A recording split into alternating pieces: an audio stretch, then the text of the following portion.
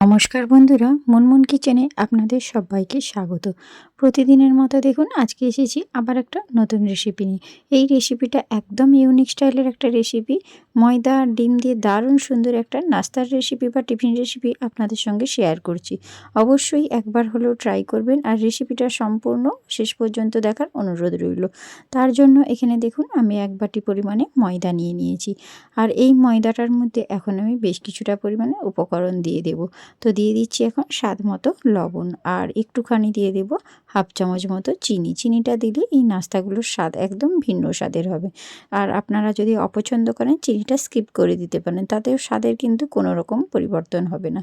আর একটু দেখুন বেশ কিছুটা পরিমাণে ময়ামের জন্য দিয়ে দিলাম রিফাইন অয়েল। আর সব কিছু উপকরণ দিয়ে খুব ভালো করে হাতের সাহায্যে আগে শুকনো অবস্থাতে এই ময়ামটা দিয়ে আগে ময়দাটাকে খুব ভালো করে মেখে নিতে হবে। তো আপনারা চাইলে এই রেসিপিটা কিন্তু ময়দার পরিবর্তে অবশ্যই আটা দিয়ে তৈরি করে নিতে পারেন, কারণ আটা স্বাস্থ্যের জন্য ভীষণই উপকারী। তো দেখুন এখানে আমি একটু কুসুম গরম জল করে নিয়েছি, আর সেই কুসুম গরম জল দিয়ে ময়দাটা খুব ভালো করে মেখে নিতে হবে। তাহলে ময়দার মধ্যে যে একটা টান ভাব থাকে বা চিমড় ভাব থাকে সেটা কিন্তু একেবারে থাকবে না। আর যদি এই রেসিপিটা আটা দিয়ে তৈরি করতে চান তাহলে এখানে কোনো রকম কুসুম গরম জল দেওয়ার কোনো প্রয়োজন নেই। নর্মাল রুম টেম্পারেচারে যে জল থাকবে সেটা দিয়েই আপনারা মাখিয়ে নেবেন। তো দেখুন একসঙ্গে কিন্তু বেশি জল দেওয়া যাবে না, এভাবে একটু একটু করে জল দিয়ে ময়দার ডোটা আমি সুন্দরভাবে মাখিয়ে নিয়েছি। আর এই রেসিপিগুলো তৈরি করার জন্য ময়দাটা একটু নরম করে মাখতে হবে, তবে খুব বেশি নয়, ঠিক এইরকম পর্যায়ে ময়দাটা নরম করে একটু মেখে নিয়েছি। আর ওপর থেকে আবারও একটু বেশ কিছুটা পরিমাণে রিফাইন অয়েল ছড়িয়ে দিয়েছি, দিয়ে হাতে করে সমস্ত ডোয়ের গায়ে এভাবে বুলিয়ে দিলাম। এবারে ময়দাটাকে আমি রেস্টে রেখে দেবো ঢাকনা দিয়ে 10 মিনিটের জন্য। এটা রেস্টে থাক, ততক্ষণ আমি পুরটা তৈরি করে নিচ্ছি। গ্যাসের উপর বসিয়ে দিয়েছি একটা ফ্রাই প্যান, আর তার মধ্যে দিয়ে দিয়েছি বেশ কিছুটা পরিমাণে রিফাইন তেল। আর তেলটা খুব ভালো করে গরম হয়ে গেলে আমি 2টো ডিম আগে থেকে ফাটিয়ে রেখেছিলাম, সেই ফাটানো ডিমটা এই তেলের মধ্যে দিয়ে দিচ্ছি, আর উপর থেকে একটু লবণ ছড়িয়ে দিলাম। দিয়ে ডিমটাকে একদম ভুজিয়ার মতো করে ভেজে নেব, যেভাবে ডিমের ভুজিয়া করে ঠিক সেইভাবেই। তো এইভাবে একটু লবণটা দিয়ে ছড়িয়ে দেবেন, তারপরে এইভাবে একটা স্প্যাচুলা দিয়ে একদম ঘোটানাটা করে ডিমটাকে ভুজিয়া করে ভেজে নেব। আর ডিমের যাতে কাঁচা ভাব না থাকে সেটাও দেখবেন, না হলে কিন্তু ডিমের যদি কাঁচা ভাব থাকে ডিমের একটা আঁশটে গন্ধ ছাড়তে পারে। তার জন্য ভুজিয়াটাকে ভালো করে ভেজে নেবেন, যেন কোনো অংশে কোথাও ডিমটা কাঁচা না থাকে। একদম একটু লাল লাল করে ভেজে নিলেই কিন্তু এই যে পুরটা তৈরি করব সেটা খেতে ভালো লাগবে। তো এখানে দেখুন খুব সুন্দর করে নাড়াচাড়া করে ডিমটাকে আমি ভুজিয়ার মতো করে ভেজে নিচ্ছি। রেসিপিটা একদম অন্যরকম, কোনো রকম লাউ নেই এই রেসিপিটা তৈরি করার জন্য। যে বাড়িতে থাকা উপকরণ আছে সেইগুলো দিয়ে এই রেসিপিটা সুন্দরভাবে তৈরি হয়ে যাবে। আর এখানে দেখুন ডিমের ভুজিয়াটা সম্পূর্ণ যখন ভাজা হয়ে গিয়েছে, ডিমের ভুজিয়াটা আমি তুলে নিয়েছি। আর ওই ফ্রাইং প্যানের মধ্যে বেশ কিছুটা পরিমাণে সর্ষের তেল দিয়ে দিয়েছি। আর এখানে একটা বড় সাইজের পেঁয়াজকে একদম ঝিরিঝিরি করে কুচো করে কেটেছি। এখন পেঁয়াজটা ওই তেলের মধ্যে দিয়ে পেঁয়াজটাকে খুব ভালো করে একটু লাল লাল করে ভেজে নিতে হবে। তো পেঁয়াজটা যখন ভাজবেন গ্যাসের ফ্লেমটা লো টু মিডিয়াম ফ্লেমে রাখবেন, নচেত পেঁয়াজটা ভাজা হওয়ার আগেই কিন্তু পেঁয়াজটা পুড়িয়ে যেতে পারে। তো এই পর্যায়ে দেখুন পেঁয়াজটা সুন্দর করে আরেকটু ভেজে নিতে হবে, কারণ পেঁয়াজটা এখনও কিন্তু একটু গোটা গোটা রয়েছে। তার জন্য একটু স্প্যাচুলা দিয়ে এইভাবে একটু ঘোটানাটা করে পেঁয়াজটাকে আরেকটু লাল লাল করে ভেজে নিচ্ছি। এই পর্যায়ে দেখুন পেঁয়াজটা যখন একটু ভাজা হয়ে এসেছে তখন এর মধ্যে দিয়ে দিচ্ছি ঝালের জন্য বেশ কিছুটা পরিমাণে কাঁচা লঙ্কার কুচো। এখানে আমি 3টে কাঁচা লঙ্কা দিয়েছি। আর ঝালটা একটু বেশি খেতে চাইলে কাঁচা লঙ্কার পরিমাণটা একটু বাড়িয়ে দেবেন। আর একটা বড় সাইজের আলুকে দেখুন গ্রেটারের সাহায্যে একদম ঝিরিঝিরি করে গ্রেট করে নিয়েছিলাম। কেটে নিয়ে ভালো করে 2বার 3বার জল পাল্টে পাল্টে ধুয়ে নিয়েছিলাম। ধুয়ে নিয়ে একটা পাত্রের মধ্যে নিয়েছিলাম। এখন সেই আলুটাকে দিয়ে ভালো করে এবারে পেঁয়াজের সঙ্গে ভাজা ভাজা করে নিচ্ছি। এখানে দেখুন পেঁয়াজটাকে সঙ্গে আলুটাকে ভাজতে ভাজতে আলুটা কিন্তু অনেকটাই মজে গিয়েছে, কারণ এখানে যেহেতু আলুটা গ্রেট করে দেওয়া আছে তার জন্য আলুটা সিদ্ধ হওয়ার জন্য বেশি সময় লাগবে না। আর এখন দেখুন এর মধ্যে আমি দিয়ে দেবো স্বাদ মতো লবণ। আর লবণটা দিয়ে দিলে আলুটা আরও তাড়াতাড়ি সুন্দর সেদ্ধ হয়ে যাবে। আর এখন দেখুন দিয়ে দিচ্ছি হাফ চামচ মতো ধনিয়া গুঁড়ো। আর এখানে ধনিয়া গুঁড়োর ফ্লেভারটা অসাধারণ লাগে, তার জন্য একটু বেশি করেই ধনিয়া গুঁড়োটা দেবেন। এখানে কিন্তু আর কোনো সেরকম গুঁড়ো মশলা আমি অ্যাড করব না, একদম সিম্পলভাবে আজকের এই নাস্তার রেসিপিটা শেয়ার করছি। বেশি উপকরণও লাগবে না, দেখুন আপনারা লক্ষ্য করুন তাহলেই বুঝতে পারবেন। আর ধনিয়া গুঁড়োটাকে দিয়ে ভালো করে আবারও নাড়াচাড়া করে একটু ভেজে নিয়েছি।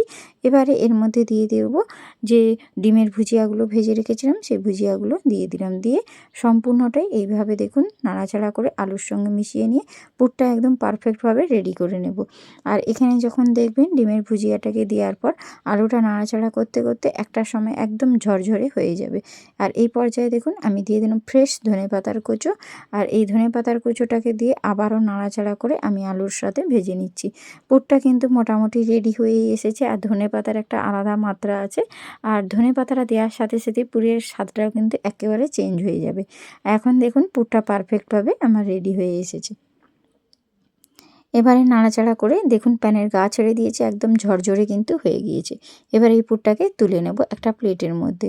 আর তুলে নিয়ে একটু ঠান্ডা করে নিতে হবে, কারণ এই যে স্ন্যাক্সগুলো বানানোর জন্য এই যে পুরটাকে একটু ঠান্ডা করে নেওয়া দরকার আছে। তো এখানে দেখুন সব পুরটাই আমি একটা প্লেটের মধ্যে তুলে নিচ্ছি। তো এখানে দেখুন সব পুরটা মোটামুটি তুলে নেওয়া হয়ে গিয়েছে। আর এখানে যে আমি ময়দার ডোটা রেস্টে রেখেছিলাম, দেখুন ময়দার ডোটা একদম সুন্দর নরম হয়ে গিয়েছে। এবারে এই ময়দার ডোটাকে আবারও ভালো করে হাতের সাহায্যে একটু ঠেসে ঠেসে মেখে নিতে হবে। খুব ভালো করে ঠেসে নিলে এই যে নাস্তাগুলো বানাবো তখন দেখবেন একদম পারফেক্টভাবে রেডি হবে।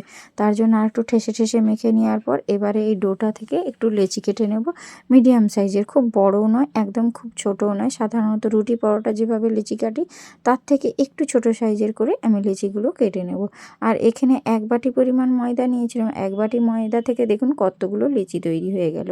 সবগুলোই আমি কিন্তু নাস্তা বানিয়ে নেব। এখানে 6টা মতো দেখুন আমার লেচি হয়েছে। তো এই লেচিগুলোকে আবারও হাতের সাহায্যে সুন্দর করে পাকিয়ে নিচ্ছি, একদম গোল গোল করে। যেভাবে আমরা রুটি পরোটার সময় তৈরি করি ঠিক সেইভাবেই আমি পাকিয়ে নিচ্ছি। এখানে দেখুন সবকটা লেচি কিন্তু এবারে আমার পাকানো হয়ে গিয়েছে। এখনই দেখুন দেখতে কতটা সুন্দর লাগছে। এবারে একটা বেলুন চাকি এখন নিয়ে নেব। আর এই বেলুন চাকির মধ্যে বেশ কিছুটা পরিমাণে তেল বুলিয়ে নিতে হবে। আর ভালো করে বেলুন চাকির গায়ে তেলটা এইভাবে বুলিয়ে নেবেন। দেখবেন এই নাস্তাটা বানাতে খুব সোজা হবে।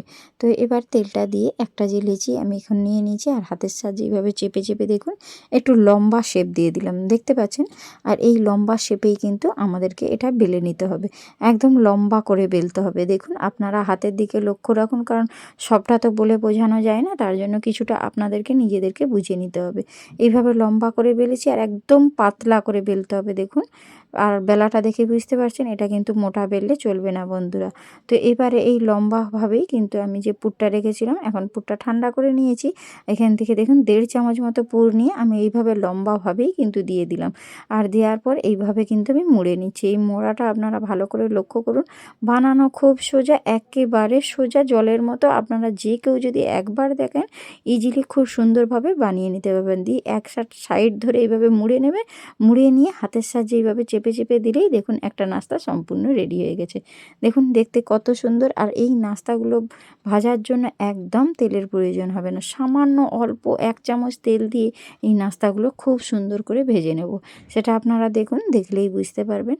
আর এইভাবে একই রকমভাবে আপনাদেরকে বেলে দেখিয়ে দিচ্ছি আবারও একটা। প্রথমে এইভাবে লম্বা করে কিন্তু বেলে নিতে হবে। আর বেলাটা যেন একদম পাতলা হয় সেটার দিকে লক্ষ্য রাখতে হবে, কারণ যেহেতু আমি খুব অল্প তেলে এটা ভাজবো, তার জন্য এখানটা বেলাটা যদি বেশি মোটা হয়ে যায় তাহলে নাস্তাগুলো ভালো হবে না। তার জন্য একদম পাতলা করে এইভাবে আগে লম্বা করে বেলে নিতে হবে। আর লম্বাভাবেই পুরটা কিন্তু আপনাদেরকে প্রথম থেকে দিয়ে দিতে হবে। তো এবারে নিচটা একটু ফাঁকা রাখবেন, ওপরটা একটু ফাঁকা রাখবেন, দিয়ে একটা সাইড ধরে এইভাবে কিন্তু মুড়ে নিতে হবে। আপনারা আমার হাতের দিকে লক্ষ্য রাখছেন তাহলে বুঝতে পারবেন যে আমি ঠিক কীভাবে তৈরি করলাম। এইভাবে মুড়ে নিয়ে এই যে এবারে হাতের সাহায্যে একটা সাইড ধরে এইভাবে কিন্তু গোল করে মুড়ে নিতে হবে। দেখছেন বন্ধুরা, এই মুড়িয়ে নিয়ে আর নিচেরটা এইভাবে তলার দিকে দিয়ে এইভাবে হাতের সাহায্যে চেপে চেপে দেবেন। চেপে চেপে দিলেই দেখবেন নাস্তাটা সুন্দরভাবে পারফেক্ট রেডি হয়ে গিয়েছে। একই রকমভাবে দেখুন আমি আবারও একটা তৈরি করে আপনাদেরকে দেখিয়ে দিলাম। এইভাবে সবগুলোই আমি বানিয়ে নেব। আমি অফ ক্যামেরাতে দেখুন আমি এখানে 5টে মতো রেডি করে নিয়েছি। এবারে গ্যাসের উপর আমি একটা ফ্রাই প্যান বসিয়ে দিলাম। আর ফ্রাই প্যানটা যে ফ্রাই প্যানে আমি কিন্তু পুরটা তৈরি করেছিলাম, এবারে এই ফ্রাই প্যানের মধ্যে কোনো রকম দেখুন একটুও তেল দেইনি, আপনারা লক্ষ্য করুন। একদম এইভাবেই কিন্তু আমি নাস্তাগুলো প্রথমে ওই প্যানের মধ্যে দিয়ে দিচ্ছি। তবে এই নাস্তাগুলো বানানোর জন্য একটা ননস্টিক প্যান হলেই কিন্তু বেশ ভালো হয়। তো দেখবেন এইভাবে ননস্টিক প্যানের মধ্যে এগুলো ভেজে নেবেন, তাহলে দেখবেন পারফেক্টভাবে তৈরি হবে। প্রথমে প্যানটা ভালো করে গরম করে নেবেন, তারপরে ওর মধ্যে নাস্তাগুলোকে দিয়ে দেবেন। দিয়ে উল্টে পাল্টে প্রথমে একটু লালচে করে সেঁকে নিতে হবে। আর যেহেতু আমি এটা একদম পাতলা করে বেলেছি, তার জন্য এটা কিন্তু তেল ছাড়াই সামান্য অল্প তেলেই সুন্দর হয়ে ভাজা হয়ে যাবে। একটা সাইড যখন একটু ভাজা হয়ে যাবে, খুব সাবধানে ধরে অপর সাইডটা উল্টে দেবেন। দেখুন একটা সাইড একটু লালচে ভাব এসেছে, তখন আমি অপর সাইডটা উল্টে দিচ্ছি। আর দুটো সাইড উল্টে দিয়ে একদম একটু লালচে করে আগে প্রথমে এভাবে সেঁকে নেবেন। প্রথমেই কিন্তু একদম তেল দিতে যাবেন না। তার আপনারা চাইলেই কিন্তু এটা ডুবো ডুবো তেল দিয়ে ভাজতেই পারেন, তবে স্বাস্থ্যের কথা মাথায় রেখে আমি কিন্তু সামান্য অল্প তেল দিয়েই এই নাস্তাগুলো তৈরি করে আপনাদেরকে দেখাবো। তো এবারে আমি ওপর থেকে একটু 2 চামচ মতো তেল ছড়িয়ে দিলাম। ব্যাস এই তেলেই কিন্তু আমার নাস্তাগুলো সুন্দরভাবে ভাজা হয়ে যাবে। এর থেকে আর কিন্তু আমি বেশি তেল দেব না। প্রথমে আগে একটু উল্টে পাল্টে সেঁকে নিয়েছিলাম, তারপর 2 চামচ তেল ছড়িয়ে দিয়েই ব্যাস নাস্তাগুলো সুন্দর করে ভেজে নেওয়ার পালা। তবে গ্যাসের ফ্লেমটা একদম লো ফ্লেমে রেখে, কারণ হাই ফ্লেমে যদি তুলে দেন তাহলে কিন্তু উপর থেকে হয়তো সুন্দর একটা কালার এসেই যাবে, কিন্তু ভেতরটা কিন্তু কাঁচা থেকে যাবে। তার জন্য একদম গ্যাসের ফ্লেমটা লো ফ্লেমে রেখে উল্টে পাল্টে সুন্দর করে ভেজে নিতে হবে, যাতে ভেতরটাও সুন্দরভাবে ভাজা হয়। তো দেখুন উল্টে পাল্টে সুন্দর করে ভেজে নেব। আর একই রকমভাবে আমি সবগুলোই কিন্তু তৈরি করে নেব, সেগুলো অফ ক্যামেরাতে। আর ওপর থেকে একটু দেখুন ধনেপাতা ছড়িয়ে দিচ্ছি। এটা জাস্ট ডেকোরেশনের জন্য, দেখতে ভালো লাগবে সেই কারণে।